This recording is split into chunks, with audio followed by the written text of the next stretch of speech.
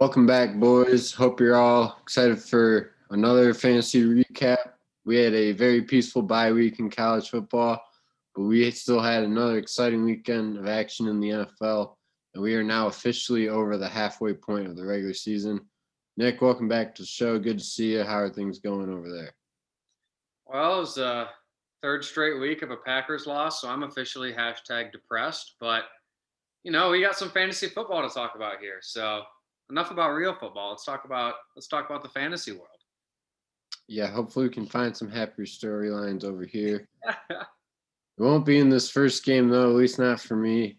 As Francy Feast came in, getting their first Kiffin award of the season. They're really looking like they're turning things around. They joined the 3-4 bunch, 148.94 to 117.6 victory over the Texas size 10 fours. So this all kind of starts here for Francy Feast with the running back room as they're really able to show out this week.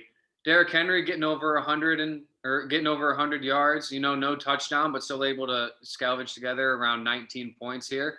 Ramondre Stevenson, even with Damian Harris coming back from his injury, still kind of looks like the lead back in New England as he was able to get 21 points on Monday Night Football, including a touchdown. Also want to shout out Raheem Mostert. Raheem Mostert's had a very kind of roller coaster ride, I would say, over the past couple of years with the injuries and everything that he's kind of had to sustain. So it's really great to see him, flourishing in that Mike McDaniel offense in Miami and just kind of seeing him show what his potential was over the past couple of years has been just great to see as he was able to get around 100 yards of all-purpose scrimmage yards and a touchdown as well. And also want to shout out Mike Evans on Francy Feast. He had that big drop that everybody was talking about at the beginning of the Bucks game, which, depending on who you ask, might be the reason for why the Bucks lost that game. But he was still able to salvage together a good fantasy day as he was able to get 9 receptions for just under 100 yards. So, Francy Feast has to be happy with that. And also got to shout out the defense on Francy Feast, Cowboys. I mean, they're playing the Lions, so what do you really expect? But they did pull together around 30 points, forcing what was that, 5 turnovers, 2 picks, 3 fumble recoveries. So they were able to show out and really get the special teams going for Francy Feast here. So not like a pretty complete performance from Francy Feast. Maybe wanting to get a few more points from a couple different position groups, but they were able to have enough firepower this week to capture the Kiffin and take down the Texas size 10 fours here. Yeah, and for us on the flip side here, we knew we were going to be up against it. We had some bye week trouble this week, but that firepower you talked about, we did not have a lot of hope from the beginning. But there was definitely more we could have done on our side as well. Gino, only 15. He played a lot better than that. 2 turnovers would have hurt his fantasy day, however. McCaffrey coming into a new offense, we knew it was going to be a risky play. 8 was a little disappointing, but he was always hit or miss. But Dylan only getting 4 carries for 15 yards, no first downs. That really hurt us. Only 1.5. We got to see better production than that. We did put in Pickens. We were a little worried about him as rookie, first time in our starting lineup, but he was able to provide nicely. We'll see if he's able to get more playing time going forward. I mean, we're probably going to need it as Mike Williams is going to be out. It sounds like they're saying weeks, not days. So we obviously hate to see that. We hope to see him have a speedy recovery and get back in our lineup as quickly as possible. And, just as a team as a whole, we're disappointed. We had a monster week 2 weeks ago and then 2 straight losses. It's heartbreaking to see. It seems like every time we get the pop off and get the Kiffin Award, we immediately get hurt and start having bad performances. So now I'm going to start rooting for second place the Kiffin every week. We want to stay in silence until the ship and stay humble. That's our motto going forward. All right, second game up, we had FaZe Kev now officially taking outright first place. They improved to 6-1. Defeating Sticky Mistakes, they continue to hold outright last place at 1-6. Final score 135 to 110. Yeah, Austin Eckler seems to just continue to be a cheat code over these past couple of weeks. Another 30-point performance from him, another double-digit receptions. As I mean, he's just working pretty much exclusively as a receiver out of the backfield and is just getting an absolute workhorse of a workload here. As he's just been a cheat code over the past couple weeks and has been really carrying FaZe Kev here to their 6-1 record. Also, want to shout out Damian Pierce as he was able to have another really close to a 100-yard day here, 92 yards on the ground, 25 yards through the air, as he was able to salvage together around 18 points. And also want to shout out the special teams here for FaZe Kev as they were able to combine for 36, 37 points. As that was kind of really the big difference here, as Adam was kind of able to get the running back room, a little bit more situated this past week, with all of his receivers on bye. But the special teams group for FaZe Kev really carried the load as his receivers, who are normally, pretty stout and pretty good. Michael Pittman not having the greatest day. Amon-Ra St. Brown going out with an injury. Hearing that it's not super serious and it was just more of a concussion protocol, kind of hazard in that sense. So, hoping that he's going to be able to get back on the field. But the special teams were really what carried FaZe Kev this week, along with his running back production. And on the flip side here, misfortunes for this team over at Sticky Mistakes just continue to pile up. But this week, it was really looking to be self-inflicted as they'd capture their second Lemp Award of the year. Tua getting 20. It was good to see him back in good health. And then Jones had 26. He had 2 receiving touchdowns. Kind of felt like he was the only one who showed up, both in real life and in fantasy. And then kind of just mediocre performances throughout. As Nick mentioned, he had bye week troubles in the receivers. But the real disappointment, I'd say, is Kyle Pitts, only 2.9. They took him as a first-round pick. He was just disappointed this whole season. They really need to see production out of him if they want to turn things around. And, yeah, this team, after finding the championship again last season, they're going to be crawling just to get out of the toilet bowl at this point. See if they're able to turn anything around.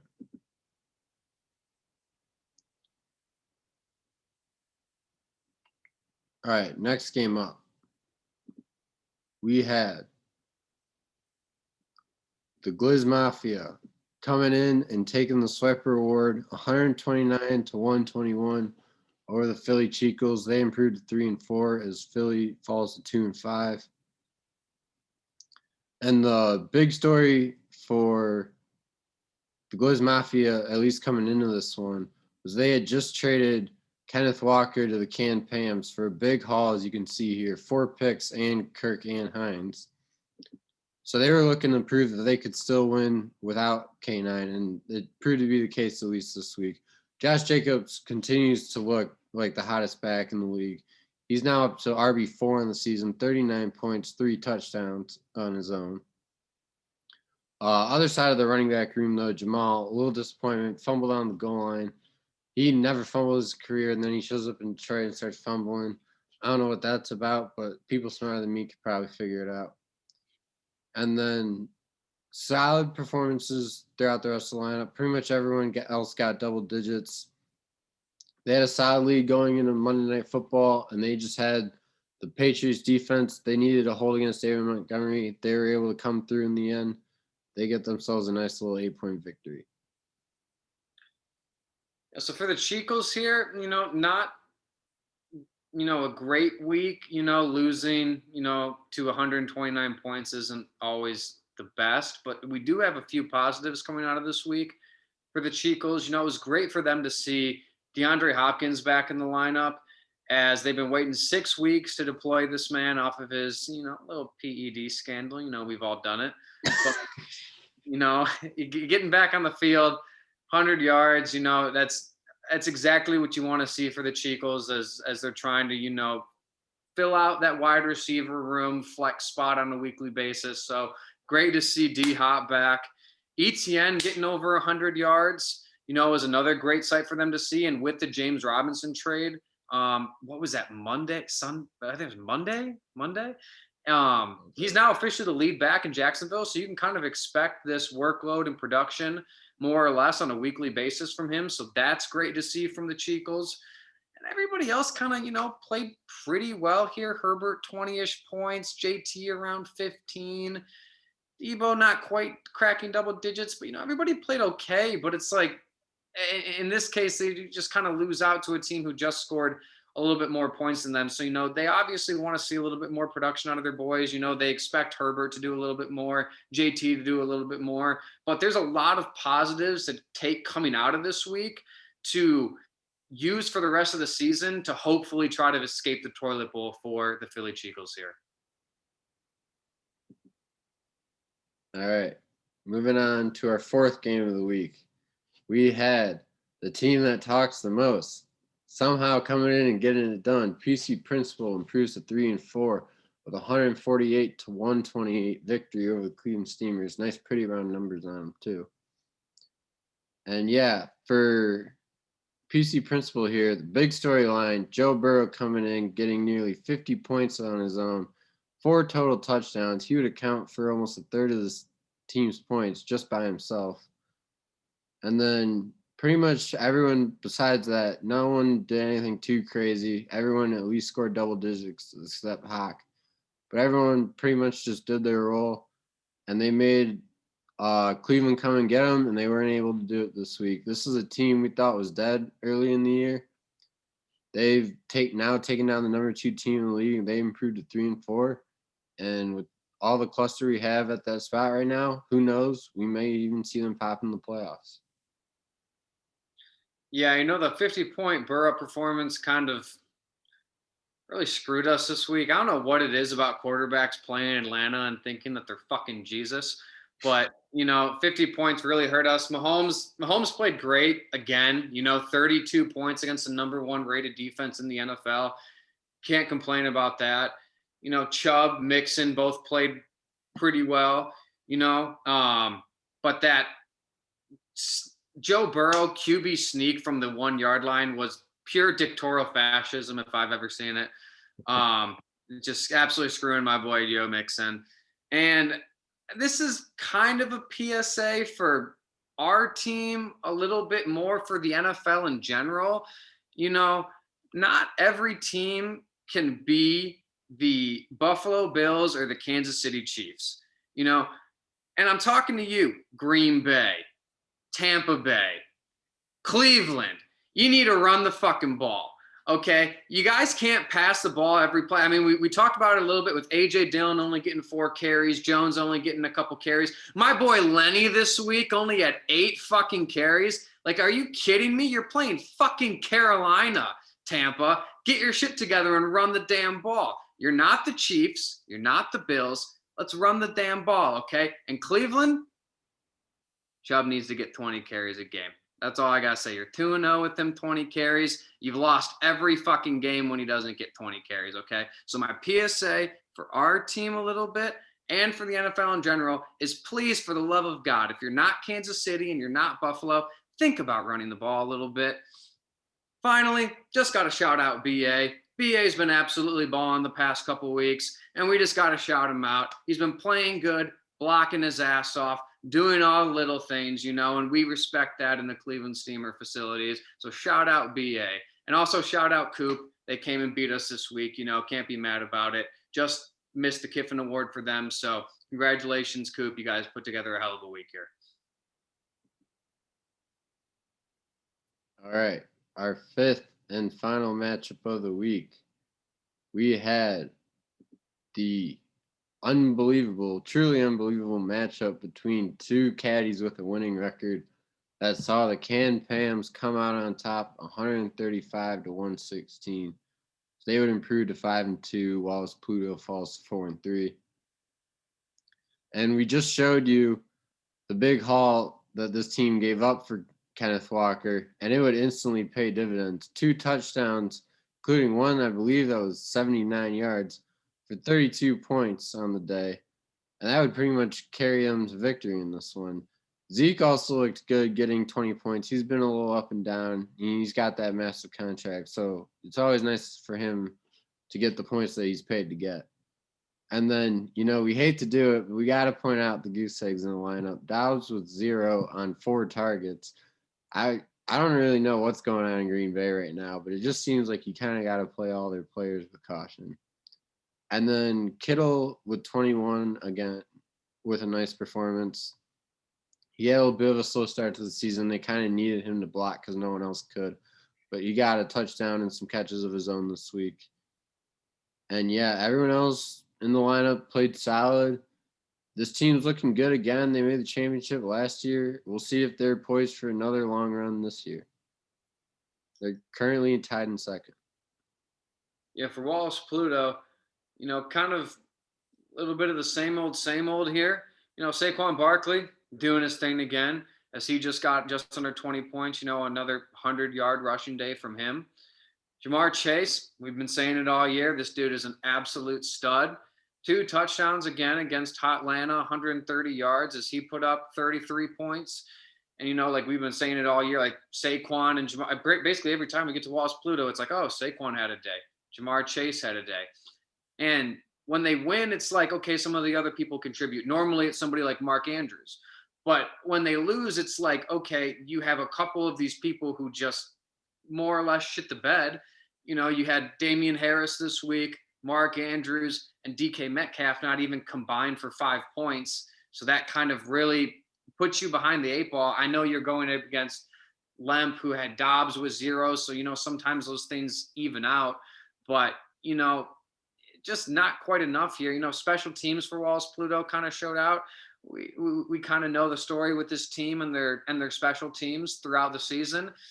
Cough, cough. They've got 5 fucking defenses, but it quite wasn't enough to scrounge out the victory here, as they're going to be kind of looking for some more answers in kind of those key skill position spots outside of Saquon and Jamar Chase and Mark Andrews most weeks. But, they're kind of looking for some more answers on those key spots going into this kind of final stretch here of the season, second half at least.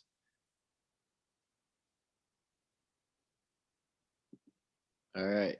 Now taking a look ahead at the Week 8 schedule. First matchup, we got Texas 10-4 taking on Wallace Pluto. Wallace Pluto currently holds the 4 seed in the league. If they're able to hold on, that would be their first playoff appearance in franchise history. They are the last team to not make the playoffs in our league. Second matchup, we got Glizz Mafia at 3-4, looking to stay hot and win the trade against Pams. A big victory here would help them go a long way in that. Third matchup, we got Francy Feast taking on PC Principal. One of these teams will get back to 500 after looking abysmal to start the season. We'll see which one it is. Fourth matchup, we got FaZe Kev, first place, 6-1, taking on Cleveland Steamers. Nick, how do you get your boys together and get this victory to get back in first? Yeah, so we will be missing our team captain, Patrick Mahomes, here this week. He's on bye. We told him, hey, buddy, you've been showing out all year. Take a vacation, take some time to yourself, spend some time with the wife and kids, because when you come back, fuck them. But what we will say going into this week, and FaZe Kev, be warned, it is a full-blown team captain diddly week. That's all we got to say. Interesting. All right. Our fifth and final matchup.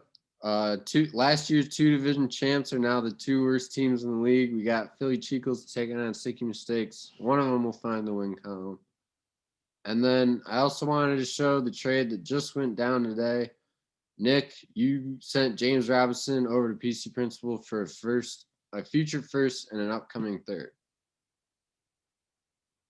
All right. Any final thoughts on that trade or anything else before we get off here? No, hope the Packers can get a win this week. They're playing the Bills, so doesn't look great. We're also going up against Josh Allen and the Bills this week, so hoping for better fortunes this week. Hope you guys get some better fortunes as well. Unless your name's Brennan Lemp and your team name is the Pams. Fuck you then. Or Jim Harbaugh. Oh, I forgot. Yeah. Fuck Jim Harbaugh. All right, boys. That'll do it for us this week. Hope everyone has a fun weekend. Peace out.